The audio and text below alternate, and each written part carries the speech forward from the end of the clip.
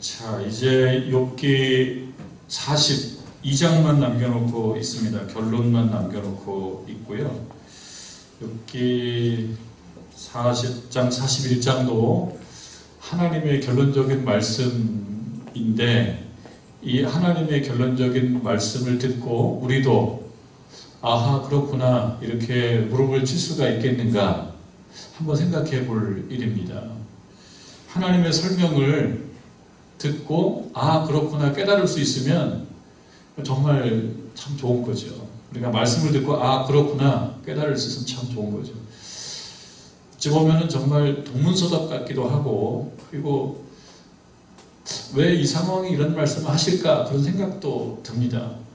이 말씀에 나오는 이야기들을 이해 못하는 건 아니지만 그럼 이것은 무엇을 위해서 어떤 의도로 말씀하시는가, 그것을 이해하는 것은 또 별도의 문제이기도 합니다. 하나님께서 말씀하기 시작했다는 것 자체가 하나님의 은혜다 이렇게 말씀을 지난주에 드렸습니다. 하나님께서 꾸중을 하셔도 그것은 은혜이다. 하나님께서 매를 대셔도 그것은 은혜이다. 그런 생각을 하게 됩니다. 왜냐하면 하나님께서 꾸중을 하신다라고 하는 것은 관계를 끊지 않으신다라는 뜻이기도 하기 때문입니다. 그래서 우리가 하나님께 기도했을 때 하나님께서 아무 말씀도 안 하시고 내 마음에 움직이는 것도 없고 내 마음에 드는 생각도 없고 이렇게 한다 그러면 그것이 힘들죠.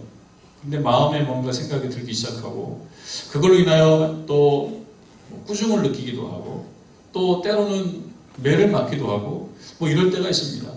잘못을 했는데 기도하는데 그것이 또 매가 돼서 돌아오고, 그렇게 보면 내가 벌을 받는구나 이렇게 생각할 수 있지만 하나님께서 회초리를 드는 것 자체도 은혜이다. 왜냐하면 버리지 않는 거니까요. 욥에게 하나님께서 나타나셔서 말씀하시는데 그 말씀이 부드럽지 않습니다. 욥을 이렇게 어루만지고 그러지를 않아요. 그냥 강하게 몰아붙여요. 지금까지는 참 답답했잖아요. 하나님께 뭐라고 그렇게 항변을 하고 좀 이 말에 대해서 대꾸를 해주십시오라고 아무리 욥이 얘기해도 말씀 안 하셨단 말이에요. 그때 얼마나 답답했습니까? 그럴 때 신앙을 놓을 수도 있습니다. 아무런 응답이 없을 때 신앙을 놓을 수도 있습니다. 그만둘 수도 있습니다. 그 신앙의 위기가 될 수 있는데요. 하나님께서 욥에게 말씀하시는 것을 욥이 듣고 있다. 이것이 욥에게는 사실 은혜이다. 우리들에게도 마찬가지이다. 우리들에게도 하나님께서 꾸중하신다. 때때로 회초리를 드신다. 어쩌면 벌이라고 느껴질 만큼의 어려움을 겪는다. 그것도 은혜이다. 하나님께서 버리시면 꾸중도 하지 않고 그리고 어려움에 빠뜨리지도 않고 그냥 두시다가 마지막에 기회도 없이 그냥 뚝 부러지고 말아요.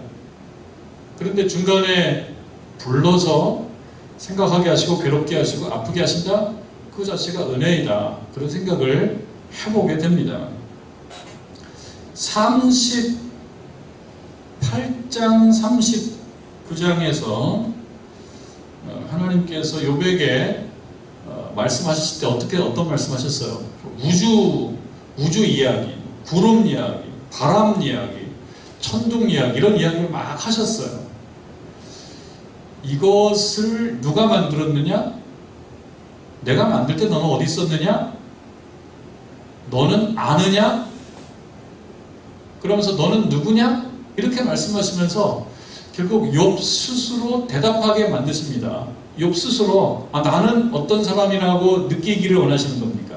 하나님께서 이런 질문을 막 던지시는 거는 욥 스스로 생각할 때 나는 거기에 없었구나.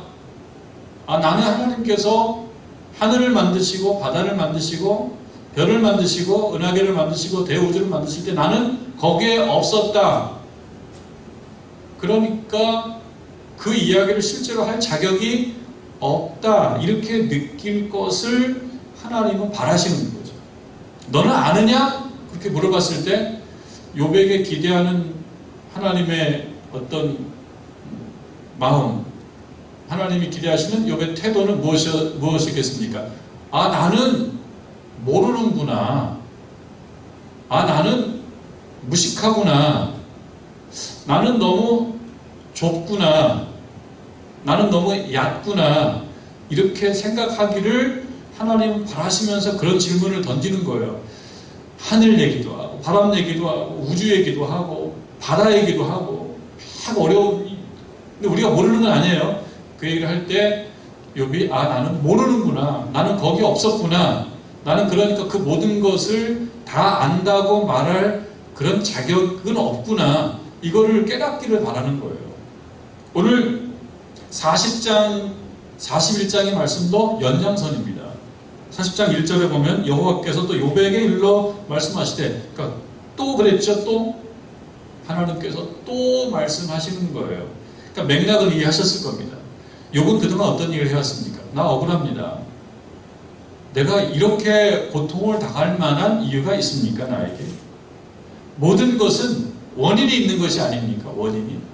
그럼 이렇게 고통을 내가 겪는다라고 한다면 이 고통을 내가 겪어야 되는 원인이 있어야 되는 것이 아닙니까? 근데 욥은 생각할 때 원인이 없어요.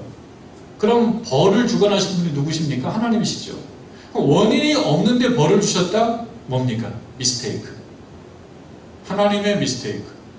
하나님의 실수인 것을 하나님도 좀 인정하십시오. 나를 좀 살펴보시면 알 거 아닙니까? 나 벌 줄 만한 존재 아니라는 걸 알 거 아닙니까? 라고 계속 욥이 이야기했던 것이죠. 이거에 대해서 하나님께서 또 말씀하십니다. 2절 말씀. 트집 잡는 자가 전능자와 다투겠느냐? 욥이 생각하는 욥의 자기 정체성은 뭐였습니까? 의인이었죠. 욥이 생각하는 욥의 자기 정체성, 의인이에요. 욥은 정의로운 사람이고요. 그리고 잘못을 하는 사람이 아닌 거예요. 여기 하나님께서 욥을 부를 때 뭐라고 부르시냐면 트집 잡는 자가 라고 부르시면서 욥 스스로 생각하는 자기 정체성의 정면으로 반대되는 이야기를 하시는 거죠. 욥이 스스로 생각할 때 트집 잡는 자라고 생각하겠습니까? 욥은 트집 잡는 자가 아니죠. 시비 거는 자가 아니죠. 욥은 어떤 사람입니까? 자기의 결백을 정의로운 심판 아래 심판받게 해준다면 나는 문제가 없다는 것을 알게 될 것이다. 트집 잡는 게 아니다. 나는 나를 공정하게 평가만 해달라고 요청했다. 욥은 그렇게 생각하는데 하나님은 욥에게 트집 잡는 자 이렇게 얘기합니다. 욥이 이걸 받아들일 수 있겠어요? 지금까지 욥의 태도를 우리가 미루어 짐작해 봤을 때 하나님께서 욥을 향해서 트집 잡는 자라고 공격적인 호칭을 이렇게 쓰시는데 이걸 욥이 받아들일 수가 있겠습니까? 사실은 못 받아들이죠. 지금까지 태도를 놓고 보면은 못 받아들여요. 그리고 여기 보면 트집 잡는 자가 전능자와 다투겠느냐? 그 하나님의 자기 정체성은 무엇입니까? 전능자예요. 욥이 생각하는 자기 정체성은 자기는 의인이잖아요. 근데 하나님은 욥을 향해서 의인이라는 걸 강조하는 것이 아니고 트집 잡는 자라고 얘기하면서 하나님의 자기 정체성은 전능자. 근데 하나님의 자기 정체성 전능자를 욥은 인정하고 있습니까? 그 인정 못하고 있어요. 지금 왜? 하나님께서도 미스테이크를 범한 거예요. 뭔가 결함이 있으신 분이라고 욥은 생각해요. 왜? 자기의 의를 증명하기 위해서 자기의 의로움을 확실히 하기 위해서는 하나님께서 틀렸다라는 것을 잡아내야 되잖아요. 근데 하나님은 전능자가 아닌 거예요. 욥이 볼 때. 사실 마음에 답답한 거예요. 그런데 하나님께서는 트집 잡는 자가 전능자와 다투겠느냐라고 얘기해요. 또 하나님을 탓하는 자. 그러니까 하나님께서는 욥을 향해서 뭐라고 이야기하냐면 너는 나를 탓한다. 나는 누구냐? 나는 전능자다. 전능자일 뿐만 아니라 모든 것을 알고 있고 모든 걸 주관하는 전지전능한 하나님이다. 그런데 그 하나님을 너는 어떻게 해요? 탓하고 있다. 탓하는 건 뭡니까? 하나님이 잘못했다. 이것은 하나님이 잘못했다라고 너는 생각하고 있는 그 욥이여, 너 한번 대답해봐라. 그러니까 욥이 3절에 욥이 여호와께 대답하여 이르되, 이게 4절과 5절을 여러분들도 한번 욥의 심정을 한번 감정이입을 한번 하셔서 무슨 뜻일까 이렇게 한번 추론을 한번 해보십시오. 욥이 뭐라고 얘기하냐면, 보소서, 욥이 하나님께 말하는 거예요. 보소서, 나는 비천하오니. 이거는 욥이 지금까지 얘기해왔던 자기 정체성과는 다르지요. 나 비천합니다 이렇게 얘기 안 해왔잖아요. 욥이 하나님께 나 비천합니다. 무엇이라 주께 대답하리이까? 나 할 말 없습니다. 그러죠. 손으로 내 입을 가릴 뿐이로소이다. 나 손으로 내 입을 가린다는 건 나 이제 더 이상 말을 못한다. 하나님 욥에게 너 한번 말해봐라. 지금까지 좀 뭐라고 할까, 붕 뜬 이야기를 해왔어요. 우주 얘기하고 바람 얘기하고 모르는 거 아니잖아요. 우주도 알고 있고 바람도 알고 있고 번개도 알고 있고 별도 알고 있잖아요. 근데 그 이야기를 하면서 깨닫기를 바랬던 거예요. 뭐를요? 무지한 거를, 아무것도 모른다는 거를. 그동안은 계속 잘난 척 했잖아요, 욥이. 그런데 그가 아니라는 거를 알아주기를 바라는 말씀을 계속 해왔는데, 욥이 얘기하는 거예요. 나 빛이 나오니 내가 뭐라고 말하겠습니까? 내가 더 이상 뭘 얘기합니까? 얘기 말 다 했는 거예요. 자, 그리고 내 입을 가릴 뿐이로소이다. 그렇게 얘기했죠? 그러면서 5절, 내가 한 번 말하였사온즉 나 말 다 했습니다. 다시는 더 대답하지 아니하겠나이다. 그랬어요. 그럼 4절과 5절에서 욥이 하나님께 하는 말의 그 의미는 뭘까요?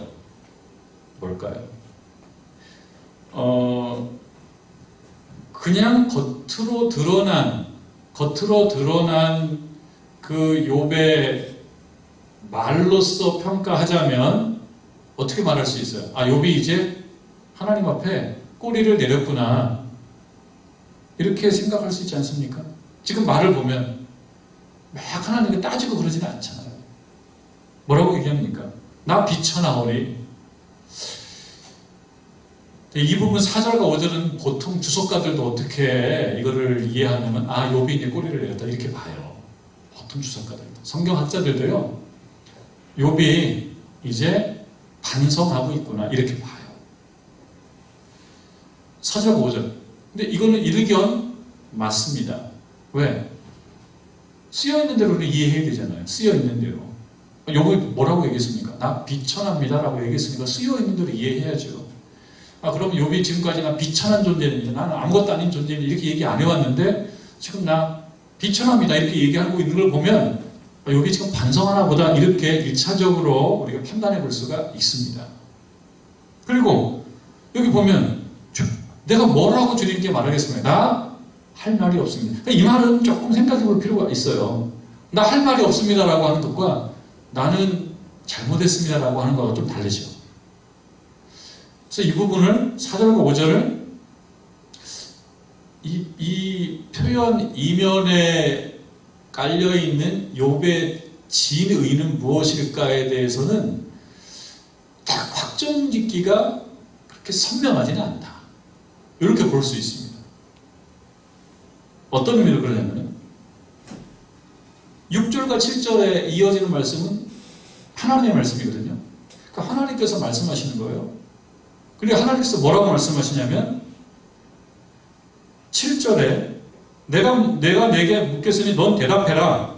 그러면서 8절에 네가 욥이 내 공의, 여기서 내는 누굽니까? 하나님의 공의, 하나님의 공의를 부인하려느냐. 그러니까 하나님께서 욥을 보면서 지금 뭐라고 지적하고 계시냐면, 너는 지금 하나님의 공의, 하나님의 올바름을 너 부인하는 거야? 이렇게 말씀하고 있는 거를 보면 하나님께서는 욥을 향하여 지적할 거리가 욥에게서 다 해소가 안 된 상태, 욥에게 어떤 문제가 지금 남아있는 거예요. 하나님이 보는 욥은 문제가 있는 거예요. 근데 그 문제 속에 뭐가 들어가 있느냐? 자기의가 막 문제가 강해요. 그러면서 하나님을 막 탓해요. 하나님께 문제가 있다라고 얘기해요. 하나님께 문제가 있다라고 하는 태도가 지금 8절에서 아직도 유효해요. 욥이 하나님을 향해서 탓하고 하나님 잘못했다 그러고 하나님 실수하고 계신다라고 하는 그 욥의 지금까지의 모습이 8절에서도 다 해결되지 않은 것 같은 그러한 어떤 그 느낌을 줘요. 그렇게 봤을 때 4절과 5절에서 욥이 하나님을 향해서 저는 비천한 자입니다 라고 이야기하는 것이 두 가지 의미가 있다. 한 가지는 반성을 시작하고 있는가 이렇게 볼 수 있으면서 또 동시에 하나님 제가 잘못했습니다. 내가 할 말이 없습니다라고 얘기하는 게 아니라 나 할 말 없어요 이렇게 얘기하는 것이 아니라 하나님의 말씀을 듣고 보니 내가 참 무식했네요. 생각이 너무 짧았습니다라고 할 말이 조금 있는 게 더 좋지 않겠어요? 그래 여기 할 말이 없대요. 그리고 나는 더 대답하지 않겠대요. 그러니까 이건 두 가지 의미가 있는 거죠. 한 가지는 반성을 시작한 것 같기도 하다 이런 의미가 있고 또 한 가지는 그러나 아직 충분하지는 않다. 아직 충분하지 않다. 또는 아직까지는 욥이 완전히 자기 마음이 이렇게 뒤집혀지지는 않은 것도 같다. 이렇게 우리가 좀 볼 수도 있어요. 그래서 이 부분은 성경학자들은 욥이 4절과 5절에서 반성했다 이렇게 얘기하는데 그러나 이제 우리가 나중에 42장에서 볼 때 42장에 이제 다음 주에 마지막인데 굉장히 다음 주에 마지막일지 한 주 더 할지 모르겠어요. 42장 5절이 굉장히 중요하거든요. 42장 5절이 핵심적인 말씀이잖아요. 유명한 말씀. 내가 죽게 대하여 귀로만 들었는데 이제 나 눈으로 봅니다. 이게 42장에서 욥의 깨달음이거든요. 41장에서 깨달은 게 아니고요. 하나님 말씀 좀 더 들어요. 더 듣고 난 다음에 깨달아요. 욥이. 그래서 40장 4절과 5절에서는 욥이 충분히 깨달았다라는 것을 우리에게 말하고 있지는 않아요. 그 과정 중에 있어요. 그래서 성경학자들은 욥이 여기에서 하나님께 꼬리를 내리고 반성하고 있다라고 보는 학자들도 많지만 이 부분은 조금 그 해석이 열려 있어요. 조금 열려 있어요. 그러니까 하나님의 욥을 향한 하나님 말씀이 계속되고 있어요. 그러니까 오늘은 무슨 말씀이 계속되고 있냐? 지적하는 거 일단은 지적이잖아요. 너 나하고 다투냐? 너 나를 탓하냐? 이 말씀은 뭘 얘기합니까? 우리 성도들에게 뭘 얘기합니까? 하나님을 향하여 트집 잡지 말아라. 이거 단순 논리잖아요. 하나님을 향해서 트집 잡지 말아라.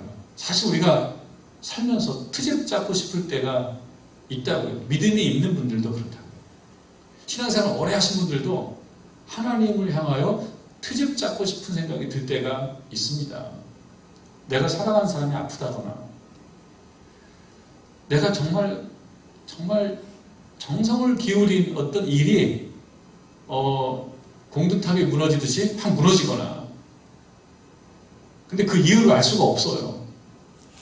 이건 아니지라고 생각이 들어요. 근데 일이 안 풀려요. 내가 믿었던 사람이 무너지고 내가 믿었던 사람이 실패하고 내가 귀중하게 생각한 일들이 잘 안 되고 그래서 정말 이게 뭐지? 라는 생각이 들면서 인생이 막 허무해지고 그럴 때 하나님을 그동안 그렇게 믿어왔는데 이게 뭡니까? 라고 얘기하면서 하나님을 향하여 트집을 잡고 싶은 생각이 들 때가 있어요. 믿음이 있어도 그렇습니다. 오래 신앙생활에도 그렇습니다. 근데 그 트집이 볼 때 명분도 있어요. 그럴만해요. 오죽하면 하나님이 저 트집 잡을까? 오죽하면 하나님을 탓할까? 누가 볼 때 이해할 수도 있어요. 그런 일들이 생긴단 말이에요. 그것에 대해서 하나님께서 지금 일침을 놓으십니다. 모든 성도를 향해서 하는 말씀이 뭐냐면 나에 대해서 트집 잡지 말아라. 이건 그냥 듣고 따질 거 없습니다. 아, 우리는 하나님께 트집 잡으면 안 되는구나. 그리고 하나님을 탓할 때가 있단 말이에요. 하나님을 탓하고 싶을 때, 하나님을 탓해야지 속 시원할 때가 있단 말이죠. 그런데 이 말씀을 넣고 보면 욥이라고 하더라도 탓하면 안 된다는 것이 단순이에요. 천하의 욥이라고 하더라도 하나님을 탓하면 된다 안 된다? 안 된다. 그럼 우리들도요. 우리들도 살다 보면 하나님을 탓해야지 직성이 풀리고 하나님을 탓해야지만이 이해가 되고 하나님께 문제가 있다는 쪽으로 가지 않으면 풀리지 않고 그럴 때도 있는데 여기에 대해서 뭐라고 얘기하냐. 하나님을 탓하면 된다 안 된다? 안 된다. 그게 신앙이다. 그러니까 믿음과 신앙은 한편으로는 매우 무식한 거다.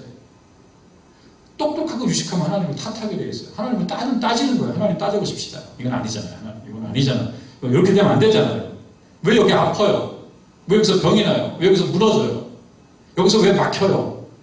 이렇게 되면 안 되는 거잖아요. 상식적으로 생각해보세요. 하나님. 탓하고 싶단 말이죠. 그런데 그럼에도 불구하고 단순 논리예요. 딱 정해놓은 하나님을 탓하면 안 된다. 근데 욥은 하나님을 탓했다. 하나님에게 트집 잡으면 안 된다. 근데 하나님의 트집을 잡았다. 그러니까 아주 쉬운 논리로 우리가 이해해야 되고요. 그런 의미로 무식하게 받아들여야 돼요. 이건 무식하게. 너무 똑똑해서 이건 아니지. 왜 하나님이라고 해서 우리가 시시비를 가릴 수가 없어? 하나님이라고 해서 가릴 건 가려야지. 이렇게 되면 안 된다. 이것이 욥기가 우리들에게 하는 말씀입니다. 아주 중요한 말씀이에요. 이해가 안 돼. 하나님 이해가 안 되네. 하나님 이해가 안 돼. 그럼 하나님 앞에 하나님 제가 모릅니다. 이렇게 나가야 되지. 하나님 왜 그러시는지 그건 아니잖아. 이렇게 되면 안 된다가 욥기가 우리들에게 주는 교훈입니다. 이해가 거기서 더 진전되면 안 되는 거예요. 하나님하고 싸우는 거예요. 그게 욥기가 우리에게 주는 교훈이에요. 자, 그러면서 하나님께서 또 좀 생경한 그런 예를 또 드시는 거예요. 또 이야기를 하시는데요. 우리에게 있어서는 좀 낯선 용어입니다. 15절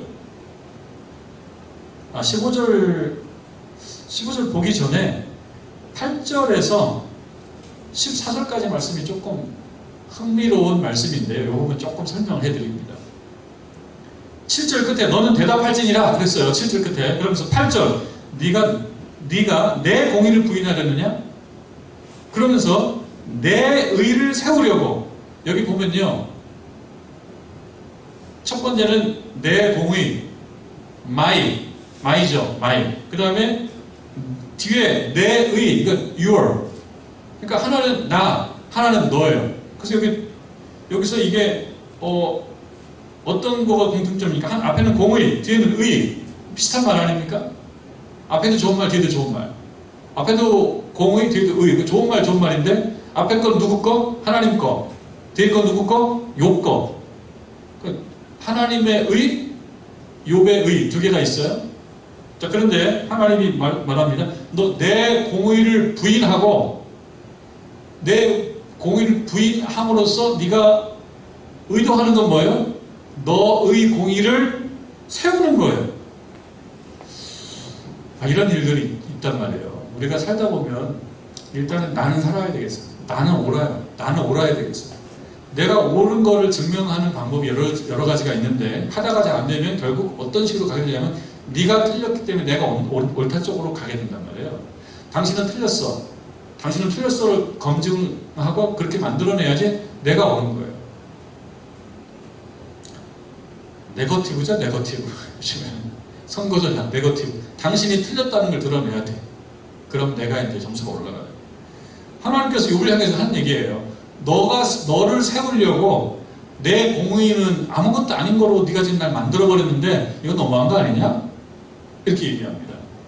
자, 그러면서 9절 내가 하나님처럼 능력이 있느냐?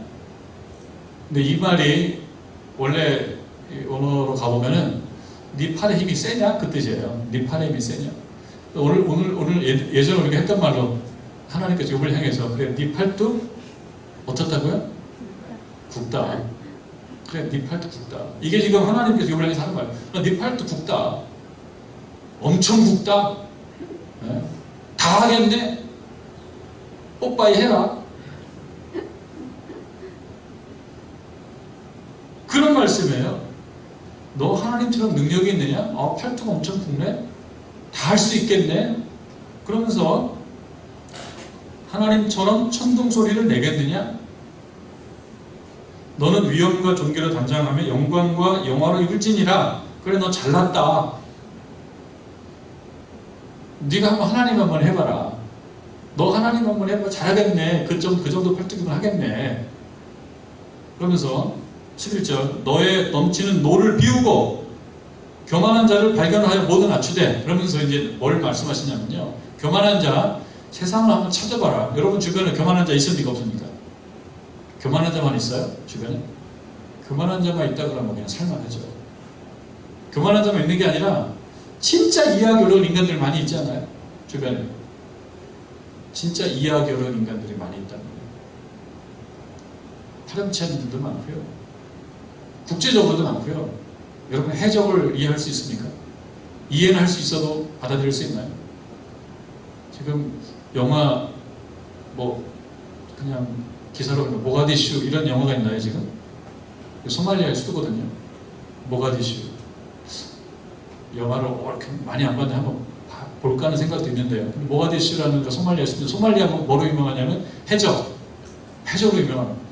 해적은 뭡니까? 그냥 해상에서 그 무장한 소말리아의 그런 사람들이 남의 배를 접수해서 인질로 잡아서, 인질이에요, 인질. 돈 내놓으라고 하는 거죠. 인질로 잡아서. 그리고 여러분, 그게 인질하니까 더 생각나네요. 요즘에 어떤 범죄가 있냐면요.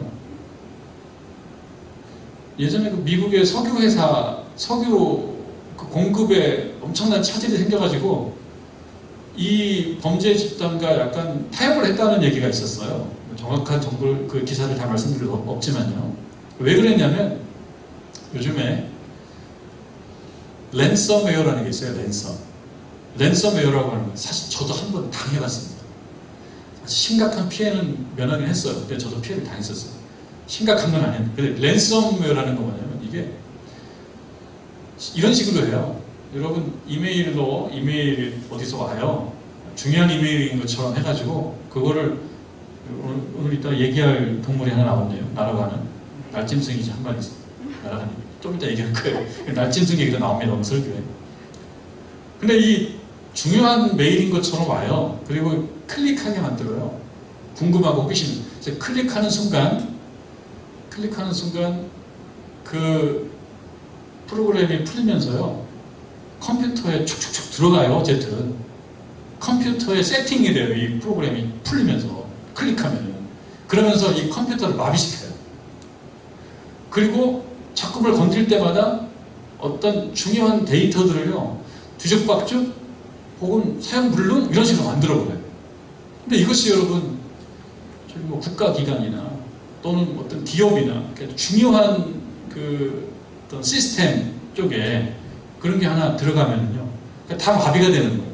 사실 우리가 여러분 그 자동차 사고 운전하고 할 때 이 신호체계 이거 없으면 얼마나 혼란이 많습니까? 이게 척척척척 돼야 되잖아요.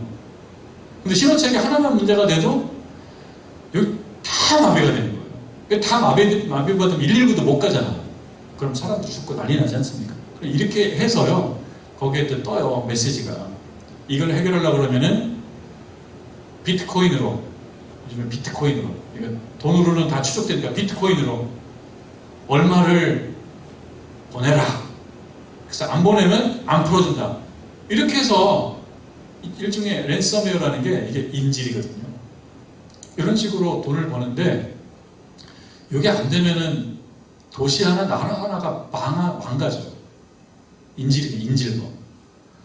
그러면 생각해보면 이거를 당한 사람은요, 약이 올라 죽어요. 이걸 당하면 정말 낭패예요. 낭패. 뭔가 중요한 걸 해야 되는데 꽉 막혀버리는. 어쩔 수 없이 돈을 줘야 돼. 그러면 이가 갈리는 거예요. 그 사람들 어떻게 이런 짓을 할까? 이렇게 해서 돈을 버는 거죠. 이렇게 해서. 그런 거 하면 보이스피싱으로 억울하게 생명을 끊는 사람들도 종종 있단 말이에요. 연세 많으신 어른들, 정말 100만 원, 200만 원이 너무나 중요하고 이것이 인생 전체 인물인데 그걸 어떻게든 뺏어가려고, 그걸 뺏어가서 그거 하면서 한 사람 인생을 망가뜨리는 사람들도 있어요. 우리 사회에는 정의롭고 밝고 똑똑하고 또 의롭고 그런 사람들도 있지만 또 한편으로는 어떤 사람이 있습니까? 이렇게 아주 못되고 나 살기 위해서 상대방은 죽어도 괜찮은 그런 사람들이 있단 말이죠. 여기에는 교만을 얘기합니다. 12절 모든 교만한 자를 발견하여 낮아지게 하며 악인을 그들의 처소에서 짓밟을지니라. 누가? 용 네가 한번 해봐. 너 한번 해봐. 너 공의롭잖아. 너 정의롭잖아. 네가 생각하는 정의가 지금 이 세상에 통하니? 네가 살고 있는 세상에도 안 통해. 세상에는 정말 별별 사람이 다 있는 거예요. 여러분들께서 전 세계를 다스리는 총통이 됐다. 여러분들이 총통이 되면 세계 평화가 오겠습니까? 어떻습니까? 한번 생각해 보십시오. 전 세계를 다스리는 총통이 왔어요. 여러분 총통이 됐어요. 그러면 세계는 평화로울까요? 한번 생각해 보십시오. 머리가 너무나 아플 거예요.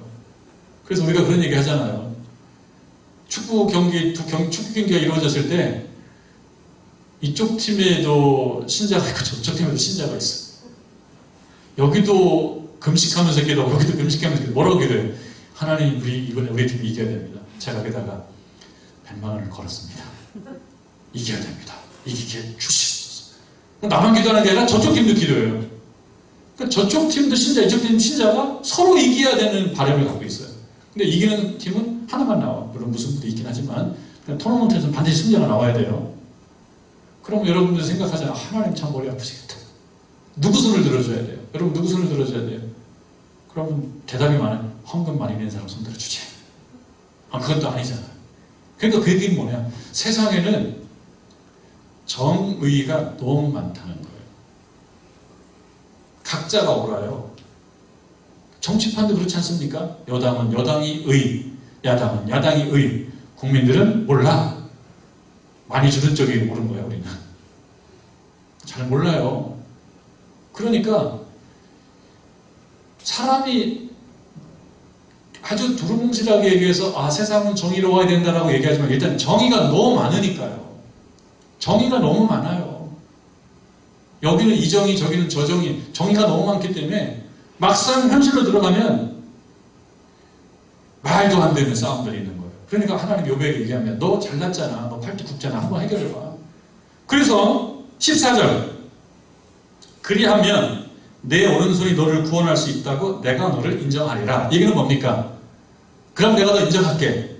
근데 하나님이 인정한다는 게 못한다는 거예요? 인정 못하죠. 근데 욥은요 다 알고 있는 거예요. 나는 세상은 선을 행하면 상을 받고 악을 행하면 벌을 받는 그 원리로 돌아가는 것이 맞다라고 욥은 생각해요. 근데 현실은 인질, 보이스피싱, 해적 다 있거든요. 탈레반도 있고요. 북한 공산당도 있고 북한 공산당 지배 세력들도 있고 말도 못하는 악들이 많거든요. 한번 해봐. 안 되는 거죠. 그러면서 얘기합니다. 15절부터 쭉 얘기해. 좀 간단하게 말씀드리는데 15절에 보면 이제 소같이 풀을 먹는 뭐예요? 베헤못. 그리고 1번이라고 하고 제일 아래에 뭐라고 나옵니까? 제일 아래 난하주 하마로 볼 수도 있음. 왜? 베헤못을 우리가 베헤못을 모르잖아요. 근데 가만히 보니까 하마하고 가장 닮은 거예요. 하마로 생각할 수 있겠다. 근데 실제로 보면 하마가요 무시무시해요. 하마는 코뿔소한테도 안 뒤져요. 하마는 무거운 녀석은 3톤까지 나간다고. 하마는. 그리고 사자가 물어 뜯어도 이 피부가 워낙 단단해요. 그리고 하마는 초식동물이에요. 풀을 먹어요. 그런데 하마는 성질이 보기하고 달라 성질이 더러워요. 진짜 무서워. 사람도 굉장히 많이 잡아. 사람도 많이 죽여요. 아프리카에서 하마에 의해서 죽는 사람이 많아요. 성격도 아주 안 좋아요. 건들면 안 돼요. 하마는. 거의 지배자예요. 하만은 사자도 안 되고 뭐 코끼리가 조금 몰아낼 수 있어요. 코끼리 워낙 크니까. 그걸 제외하면 하만은 참 강한 동물입니다. 지금도 아프리카에서 초식 동물이지만 웬만한 동물들은 하만을 건들지 못해요. 힘도 엄청나고요. 성질도 아주 세고요. 포악하기도 하고요. 그리고 이빨이 크게 두 개가 보이는데 이 입을 벌려서 이빨 이 앞니가 두 개 있거든요. 두 개, 저 이빨 갖고 뭐 할 수 있어? 근데 이 이빨을 다 뚫어요. 그냥 뚫으면 두개골이 빵꾸 나요. 사자도 물리면 두개골이 빵꾸 나요. 그 정도로 하마가 없었습니다. 그 하마를 누가 만들었어요? 하나님이 만들었어요. 근데 여기서 이 베헤못을 얘기하는 이유는 너 하마하고 붙을 수 있어? 이런 얘기는 뭡니까? 사람은 총으로 쏴서 지금 붙을 수 있어요. 근데 여기서 나오는 말씀은 하마도 너 감당 못하잖아. 그게 그거예요. 그럼 41장 40장 24절에 보면 누가 능히 잡을 수 있겠으며 못 잡는다는 거예요. 하마는. 베헤못은. 자, 41장 1절 네가 낚시로 뭐예요? 리워야단. 제일 아래 뭐라고 나와요? 악어로 보세요. 악어도 이 악어를 얘기할 때 이게 공룡의 후예라고 얘기하거든요. 공룡의 후예. 악어도 이 나라마다 좀 달라요. 큰 악어도 있고. 얼마 전에 미국에 여러분 혹시 동영상 보신 적 있나요? 드론 날아간 드론 알죠? 드론이 날아가는 드론을 찍고 있었는데 악어가 드론을 확 물어가지고 깨물어 먹었어요. 날아가는 드론. 그런데 이 나일강 악어 같은 경우 덩치가 되게 큽니다. 나일하고 무시무시합니다. 나일하고.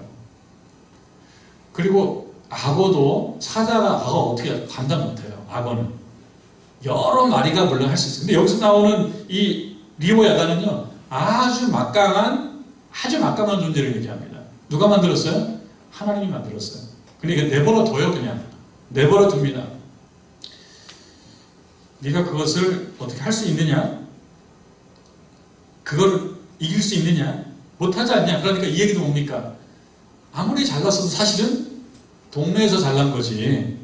일단 저 물러나가면 안 된다는 걸 알지 않니? 근데 이 모든 걸 누가 관리해요? 하나님이 한다. 그러니까 조용히 해라. 그 얘기를 하고 있습니다. 우리가 이해 못하는 게 참 많아요. 이해 못하는 게. 이게 리워야단, 베헤못과 리워야단을 혼돈과 악으로 보기도 합니다. 세상에는 혼돈이 있고 악도 있거든요. 하나님이 다 어떻게 해요? 하실 수 있잖아요. 근데 내버려 둔단 말이에요. 이제 아까 요 앞에 날아갔던 날짐승이 이제 얘기가 나옵니다. 예배 준비하는 시점에 보니까 우리 강신실 권사님께서 무기를 가지고 전쟁을 하고 있더라고요. 뭐 하고요? 날짐승하고 모기를 잡고 있었어요. 그런데요, 오늘 무경실에서 제가 모기를 1시간 만에 4마리를 잡았어요. 오늘 모기가 많은 날인가 봐요. 모기데이인가 봐요. 오늘 기쁜 일이 있나 봐요. 모기들이. 오늘 특별히 피가 맛있는 날이야. 그런 날인가 봐요. 그래서 제가 여러분께 질문 한번 드리려고요. 모기 누가 만들었어요? 하나님이 만들었어요. 근데 나는 아직도 모르겠는 게 모기를 왜 만들었을까? 그러니까 하나님께서 욥에게 하는 말, 네가 모기를 아느냐? 여러분 그 답을 아시면 저에게 말씀. 저는 아직도 모르겠어요. 사실 모기가 왜 필요한지 모르겠어요. 누구 입장에서요? 내 입장에서. 제 입장에서는 모기가 백해무익해요. 미치겠어. 새벽 기도할 때도 물어. 손을 굳은 살도 물어요. 모기가 요즘에 특수부대 모기인가 봐요. 그래서 저는 모기를 왜 만들었는지를 모르겠거든요. 근데 모기는 있어요. 누가 만들었어요? 하나님이 만들었는데 모기를 그냥 다 없앴으면 좋겠는데 안 없애신단 말이에요. 여기서 하나 알 수 있는 건 뭐예요? 하나 알 수 있는 건 나 모르는 거 있다. 하나님하고 시비 걸고 싸울 게 아니라 왜 모기 만들었냐고. 이건 하나님 아니지 않냐고. 이렇게 싸울 게 아니라 여기서 뭘 확인하는 겁니까? 모르겠다. 더 깊은 뜻이 있겠지. 모기를 만드시. 결론은 저는 하나님께서 모기를 만드신 이유를 모릅니다. 혹시 깨달으신 분은 저에게 말씀해 주시기 바랍니다. 그래서 욥의 지식의 한계, 욥의 이해의 한계를 하나님은 계속 파헤치고 나가고 계신다. 그리고 뭘 깨닫길 바랍니까? 아, 그렇구나. 내가 모르는 사람이구나. 다 안다고 생각했는데 모르는구나. 나 어렵다고 생각했는데 매우 제한적인 어려움이구나. 별거 아니로구나. 그거를 깨닫기를 바라는 거죠. 그거를. 다음 주에 끝날지, 그 다음 주 끝날지 욥기를 어쩌다가 우리가 공부를 하게 됐는데 어려운 건 이런 말 할 수 없다. 왜 하다가 결론이 뭐예요? 하다가 모르겠다가 나오거든요. 욥기 공부는 제가 아무리 말씀 잘 전하는 분 다 들어본 거 아니지만 저도 들어보면 욥기는 모르겠다가 답이 나와요. 그런데 실제로 결론이 뭐예요? 모르겠다를 깨닫는 것이 욥기의 목적이기도 하거든요. 모르겠다. 누구만 아신다? 하나님은 아신다. 모른다고 하나님께 시비를 걸면 된다 안 된다? 안 된다. 겸손하게 하나님의 말씀을 기다려라. 그리고 깨닫는 게 지혜다. 그 말씀을 해주고 있다는 걸 꼭 아시기를 주님의 이름으로 축원합니다.